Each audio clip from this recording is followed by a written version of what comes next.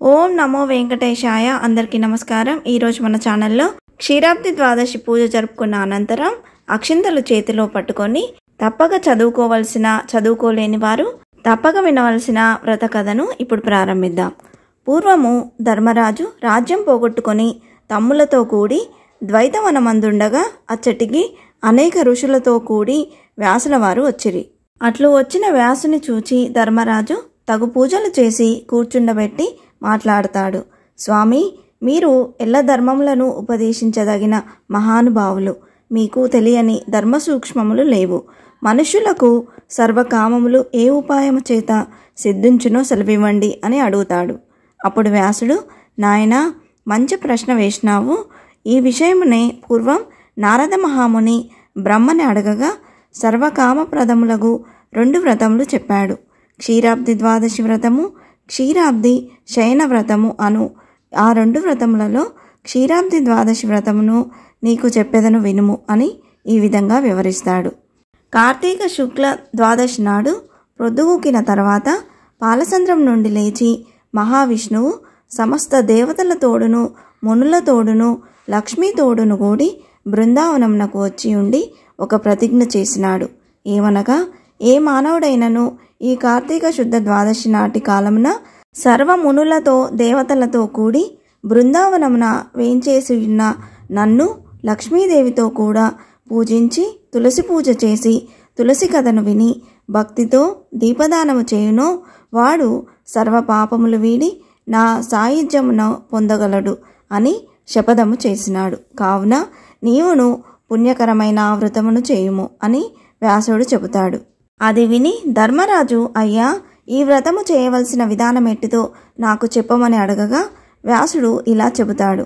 ధర్మరాజా, ఏకాదశి నాడు ఉపవాసం చేసి ద్వాదశి పారణ చేసుకొని సాయంకాలంన మరల స్నానము చేసి శుచి అయి తులసికోట దగ్గర చక్కగా శుద్ధి చేసి 5 వన్నెల ముగ్గుల పెట్టి పలు విధములు అలంకరించి తులసీమాలయందు లక్ష్మీ సహేతుడై విష్ణువును తులసిని భక్తితో సర్వోపచారములతోనూ పూజించి నైవేద్యమైన తర్వాత కొబ్బెర, బెల్లము, ఖర్జూరము, అరటిపండ్లు, చెరకు ముక్కలు సమర్పించి తాంబూల నీరాజనములొసగి మంత్రపుష్పము పెట్టి పూర్తి చేసి తులసీ సహిత లక్ష్మీనారాయణ మహత్యమును దీపదాన ఫలమును వినాలి. అనంతరం బ్రాహ్మణునకు గంధపుష్ప ఫలాదులొసగి తృప్తిపరచి వ్రతము పూర్తి చేయవలెను అని వివరించాడు. దీపదాన మహిమ. ధర్మరాజు అది విని దీపదాన మహిమను చెప్పుమని అడగగా వ్యాసుడు ఇలా చెబుతాడు. యుధిష్ఠిరా, దీపదాన మహిమనెవడు చెప్పగలుగును? కార్తీక శుద్ధ ద్వాదశి దినమున బృందావన సమీపమున దీపదానము చేయవలెను. ఒక దీపదానముచే ఉపపాతకములు పోవును. 100 చేసిన విష్ణు సారూప్యము కలుగును. అంతకెక్కువగా చేస్తే ఆ ఫలములో నేను చెప్పలేను. భక్తితో ఒక దీపంతో దీపము పెట్టిన బుద్ధిశాలి అగును. 4 ఒత్తులు వేసి వెలిగించిన రాజగును. 10 వేసిన విష్ణు సాయుధ్యం నందును. 1000 ఒత్తులు వేసినచో విష్ణు రూపుడగును. ఇది బృందావనంలో చేసిన ఎడల కురుక్షేత్రమందు చేసినంత ఫలము కలుగును. దీనికి ఆవు నెయ్యి మంచిది, నువ్వుల నూనె మధ్యమం, తేనె అధమం. ఇతరములైన అడవి నూనెలు కనీసము, ఆవు నెయ్యి జ్ఞానమోక్షంలో నొసగును. నువ్వుల నూనె సంపదను కీర్తినిచ్చును. ఇప్ప నూనె భోగప్రదము, అడవి నూనె కామ్యార్థప్రదము. అందులో ఆవ నూనె మిగుల కోరికలనిచ్చును. అవిసె నూనె శత్రుక్షయకారి. ఆముదము ఆయుష్ను నాశనం చేయును. బర్రె నూనె పూర్వపుణ్యమును తొలగించును. వీనిలో కొంచెమైనా ఆవు నెయ్యి కలిసిన దోష పరిహారమగును. ఈ దీపదానముల వలననే ఇంద్రాదులకు వారి వారి పదములు దొరికినవి. దీని వలన అనేక మహిమలు కలుగును. ద్వాదశి నాడు దీపదానము చేసిన శూద్రాదులు ముక్తి పొందుదురు. బృందావనమందొక మంటపము గట్టి వరుసగా దీపపంక్తులు పెట్టి ఉన్న ఎవడు చూసి ఆనందపడునో వాని పాపములన్నీ నశించును. ఈ దీపదాన మహిమను విన్నవారు చదివినవారు మోక్షప్రాప్తులగుదురు అని చెబుతాడు. తులసీ మహత్యం. అది విని ధర్మరాజు మహానందంను పొంది తులసీ మహత్యమును చెప్పమని కోరగా వ్యాసుడు ఇలా చెబుతాడు. తులసీ మహిమ పూర్తిగా బ్రహ్మ కూడా చెప్పలేడు. అయినను ఆ బ్రహ్మ నారదునకు చెప్పినట్లు చెప్పుచున్నాను. కార్తీక మాసమందు తులసి పూజ చేయువారు ఉత్తమ లోకమును పొందుతారు. తుదకు ఉత్తాన ఏకాదశి నాడైనను తులసి పూజ చేయని వారు కోటి జన్మలు చండాలులై పుట్టుదురు. తులసి మొక్క వేసి పెంచిన వారు దానికెన్ని వేళ్ళు పారునో అన్ని మహాయుగములు విష్ణులోకమందుందురు.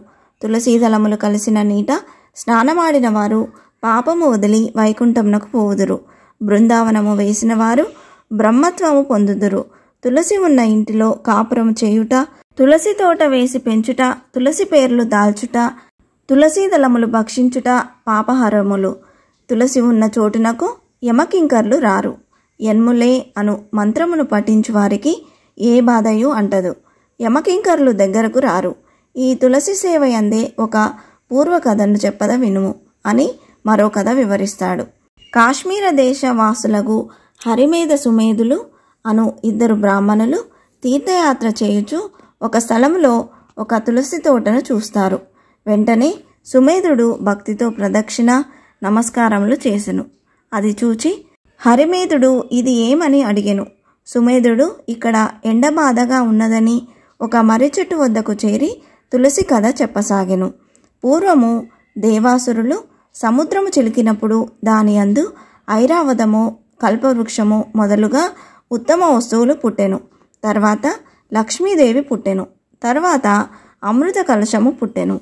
ఆ అమృత కలశమును చేతబూని మహానందము నొంది విష్ణువు ఆ కలశంపై ఆనంద బాష్పములు విడువగా అందు ఈ తులసి పుట్టినది. ఇట్లు పుట్టిన తులసిని లక్ష్మిని విష్ణువు పరిగ్రహించెను.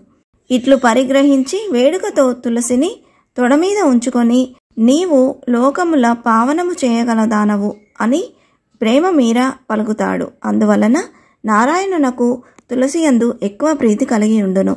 అందువలన నేను తులసికి మొక్కాను అని ఆ బ్రాహ్మణుడు పలుకుచుండగానే ఆ మర్రి చెట్టు పెళ్ళుమని విరిగి కూలెను. ఆ చెట్టు తొర్రలో నుండి ఇద్దరు పురుషులు వెలుపలకు వచ్చి దివ్య తేజముతో నిలిచి ఉండగా హరిమేధ సుమేధులు చూచి దివ్యమంగళ విగ్రహదారులైన మీరెవరి అని అడిగెను. ఆ పురుషులను మీరే మాకు తండ్రులు గురువులు అని చెప్పి వారిలో జ్యేష్ఠుడు ఇట్లనెను. నేను దేవలోక వాసిని. నా పేరు ఆస్తికుడందురు. నేనొకనాడు అప్సరసులతో కూడి నందనవనమున కామవికారముచే మైమరచి క్రీడించుచుండగా మేము ధరించిన పుష్పమాలికలు పైన పడి మా సందడి వలన ధ్యానం చెల్లించి అచట తపస్సు చేయుచున్న రోమశ మహాముని నన్ను చూచి నీవు మదోన్మత్తుడివై ఇట్లు నాకు అలజడి కలిగించితివి, కావున బ్రహ్మ రాక్షసుడవుమని శపించాడు. తప్పిదము పురుషునిది కాని స్త్రీలు పరతంత్రులు గనుక వారి వలన తప్పులేదని వారిని క్షమించి విడిచెను. అంతటా నేను శాపమునకు వెరచి ఆ మునిని వేడి ప్రసన్నుని చేయగా, నాయన అనుగ్రహము కలిగి నీవెప్పుడు తులసి మహిమను విష్ణు ప్రభావంను విందువో అప్పుడు శాప విముక్తుడవుదువు అని అనుగ్రహించెను. నేను బ్రహ్మరాక్షసుడనై ఈ చెట్టు తొర్రలో చేరి మీ దయ వలన నేడు శాపమోక్షణము నొందితిని అని చెప్పాడు. రెండవ వ్యక్తి వృత్తాంతము చెప్పసాగెను. ఈయన పూర్వం ఒక ముని కుమారుడిగా ఉండి గురుకుల వాసము చేయుచుండి ఒక అపరాధము వలన బ్రహ్మరాక్షసుడవమని గురువు వలన శాపం పొంది ఇట్లు నాతో కలిసి ఉండెను. మేమిద్దరమును మీ దయ వలన పవిత్రులమైతిమి. ఇట్లు మమ్మల్ని అనుగ్రహించినారు కనుక మీ తీర్థయాత్రా ఫలము సిద్ధించింది అని చెప్పి వారిరువురు వారి త్రోవన పోవగానే బ్రాహ్మణులిద్దరూ ఆశ్చర్యానందములతో మునిగి తులసి మహిమను బొగుడుచూ యాత్ర ముగించుకొని ఇండ్లకెగిరి. ఈ కథను ఎవరు విన్నను వారు సర్వ పాపములు వదిలి ఉత్తమగతిని చెందుదురని బ్రహ్మ నారదునకు చెప్పెను అని వ్యాసుడు చెప్పి, ధర్మరాజా ఇట్లు క్షీరాబ్ది వ్రతము చేసి తులసి కథ విన్నవారు ఉత్తములగుదురు అని తెలియజేసెను. ఇంతటితో క్షీరాబ్ది ద్వాదశి వ్రత కథ సమాప్తం. నాదొక చిన్న మనవండి, ఇంతవరకు నా ఛానల్ని సబ్స్క్రైబ్ చేసుకుని వాళ్ళుంటే సబ్స్క్రైబ్ బటన్ని ప్రెస్ చేసి పక్కనే ఉన్న బెల్ ఐకాన్ని ప్రెస్ చేసి ఆల్ అనే ఆప్షన్ ప్రెస్ చేశారంటే నేను పెట్టే ప్రతి వీడియో మీరు నోటిఫికేషన్ ద్వారా మొదటగా చూసేయవచ్చు. అలాగే లైక్ చేయండి, షేర్ చేయండి. మీకు ఏమైనా సందేహం ఉంటే నా కమెంట్ బాక్స్లో పోస్ట్ చేయండి. మరొక మంచి వీడియోతో మేము ముందుకు వస్తాను. అంతవరకు సెలవు. సర్వేజన సుఖినో భవంతు. స్వస్తి.